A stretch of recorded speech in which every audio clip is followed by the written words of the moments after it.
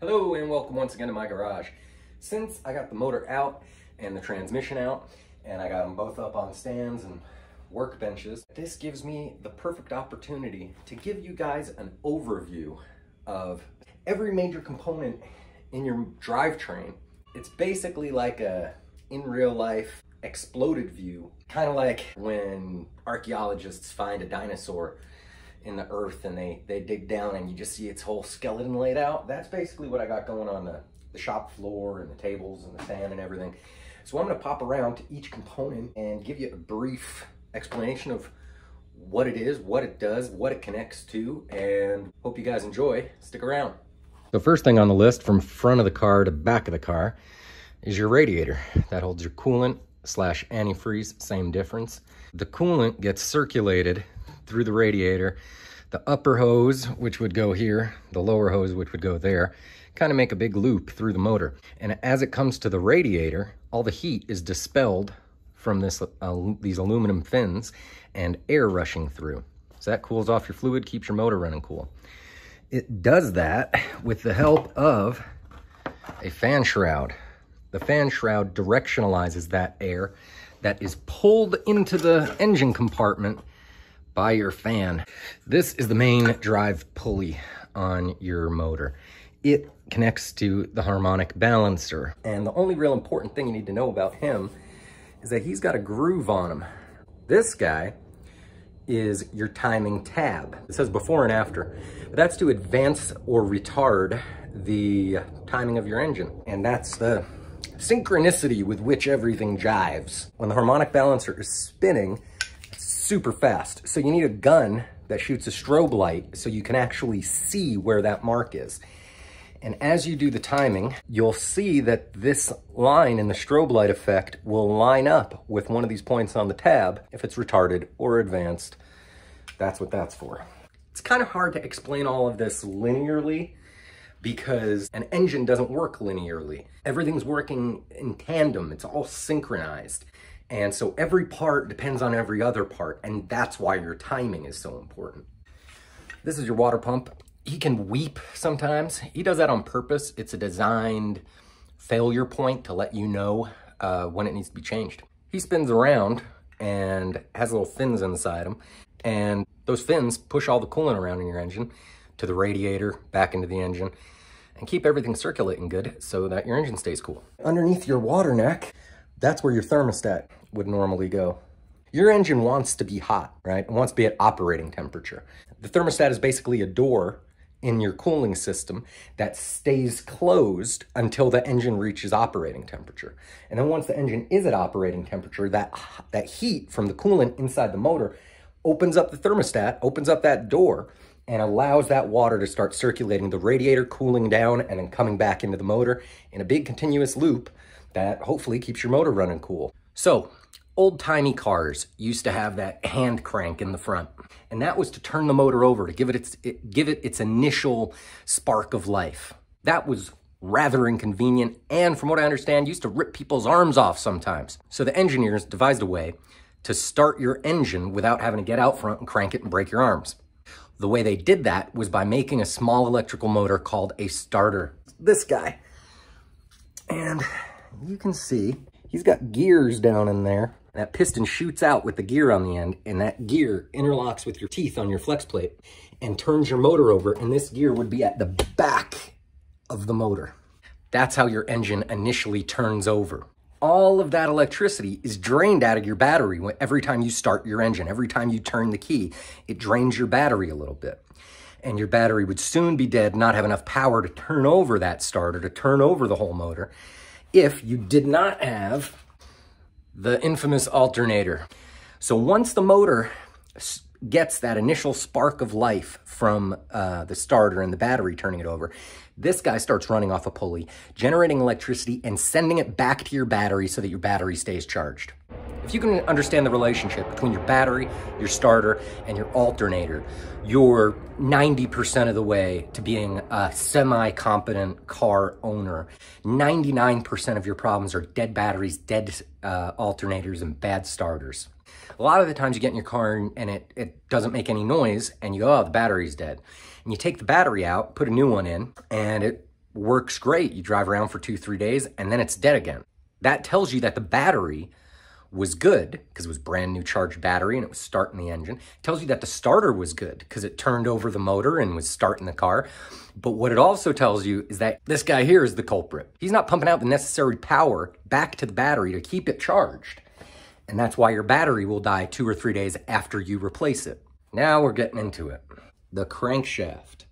This crankshaft would go this way, right in the bottom there, leaving these gears sticking out of this hole right here. And then this guy here is called a camshaft. The camshaft goes in this hole here, and you'll have a setup where you'll have your camshaft here and the gears of your crankshaft sticking out here. That leads us to the cam gear and timing chain.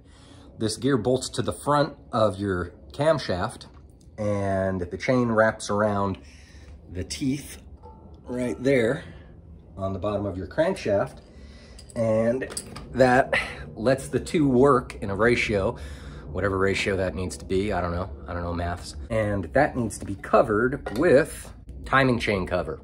That goes right there and just keeps all the fluids and debris and things out of there. Now that we got that far, from front to back, we kind of got to pop up top and go top to bottom. Kind of got it set up the way it would commonly appear. This guy right here is your air filter and air filter housing. This sucks air into the top of the motor. I'm gonna need to explain something here. If any of you guys have ever listened to Smokey the Bear or gone camping and built a fire, you probably know that there's a thing called the fire pyramid. And just like a triangle, there are 3 sides to the fire pyramid, representing 3 components: air, fuel, and spark. If you were to add a 4th component, compression, you would have a bomb. And that's what we've got in a motor, times 8 in this case. So an engine, essentially, in a manner of speaking, is a series of reusable bombs that are all kind of strapped together. The combustion chambers, the piston, the cylinder, and the cylinder heads, constitute the compression. The battery, the distributor, and the spark plugs give us spark. And that brings us back to where we left off with your air intake system sucks air into the motor through this filter, hopefully, and down into your carburetor. This guy right here, the fuel pump, bolts onto the motor right here, and this little piece of metal slips in here, and it goes back and forth, pushing on this lever. That lever pumps a diaphragm in here, which sucks gas from the tank and scoots it up into your motor. This pin that pushes that arm runs off, like most other things, your camshaft, this guy here. And as this first lobe spins around, it's oblong shaped like an egg. And as the pointy part of the egg comes around, it pushes it this way and then releases it, and then pushes it and releases it. And that's timed off your cam, which is timed off the crank, which is timed off everything else. It's all interconnected. So your fuel pump's right here. It's pumping fuel up through a hose of some type. In this case, mine was a rubber hose. Through this guy, which is a fuel filter. This filters out any junk and crap and impurities. Goes through that hose up top to your carburetor. This is the intake, fuel intake port. And then the carburetor, having sucked in air, shoots in gas in a mist that mixes with that air, and it gets sucked down into your intake manifold. Goes through all these louvers, down these pipes to your cylinder heads. We're gonna back up and talk about spark for a second. That's gonna come from our distributor. Usually these will have a cap on top. I've taken mine off and buried it. I don't know where it is, I'm not gonna dig it out. Basically what happens is you have a cap on here with a bunch of wires. Each of those wires goes to a spark plug that is set inside the combustion chamber. And as this guy spins around, this metal contact hits metal contacts that are connected to the wires. And every time it contacts, there's a little tiny gap and it shoots a spark. And that spark travels down the wire to your spark plug, and the spark plug creates a little tiny spark. And that is how we get the whole thing ignited. Other interesting fact about this, So these guys got these little gears here. These gears mesh up with those gears at the back of the camshaft. Once again, tied into your timing. Now we gotta talk about how all that stuff gets into your motor. How does the spark get in there? How does the air get in there? How does the fuel mix get in there? So the intake manifold shoots that air down into the cylinder heads. The cylinder heads are these guys here. This is the outside top. There's a valve cover. Underneath the valve covers are the valves. This is the underside of your cylinder heads, and technically this is the combustion chamber. You can see these threads here, these holes. This is where the tip of your spark plug sticks in, just waiting to go off. One of these is intake, one of these is exhaust. These guys open and close at a given rate to allow the air-fuel mix in from the intake, then it shuts, then it explodes with the spark from the spark plug that would be sticking in here. Then the exhaust valve opens and scoots it on out and down your tailpipes. And the exhaust manifold bolts on right like that. The exhaust all collects down at this part, down low there, and scoots out your exhaust pipes. All of that valve opening and closing is accomplished through the use of these push rods go in here, and these are hydraulic lifters.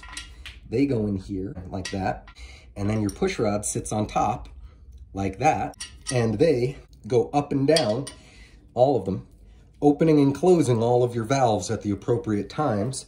And the bottom side of this lifter, which is underneath the rod, is sitting on one of these lobes of your camshaft. As the camshaft rotates, the pointy part of the lobe comes around, pushes that hydraulic lifter up, which then pushes the rod, which then compresses these springs with use of the rocker arms and opens and closes all your valves.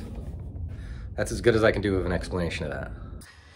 So now I got the motor rotated 180 degrees, so it's upside down. And this section right here is where all your pistons go and where your crankshaft goes. So this guy here is your crankshaft, like I said before. Each one of these big things is a counterweight, okay? And each one of these spots that are shiny is where your pistons connect. The pistons, as I said, are all connected to that crank in their given order, and they have these rings on them. And those rings, well, the bottom one that's kind of corrugated looking, that guy shoots oil around and keeps it lubricated. The other two are what maintain the, they take up the extra space between the piston and the cylinder. And that's what gives us compression. If you didn't have those, you'd have really shitty compression and your car wouldn't run well, if at all. So those can connect to the crank and go around like that. And each one of those is then held in by one of these guys, which I believe is called a journal cap. I'm not all that sure.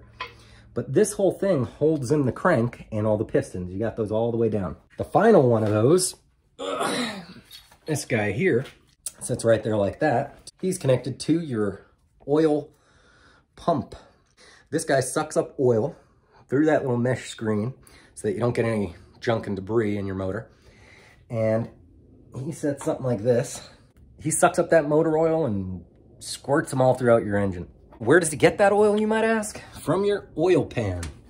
And this guy just, you know, like you saw, it bolts on up there. Once again, upside down, this fella right here, here is a motor mount, and he bolts on right about here.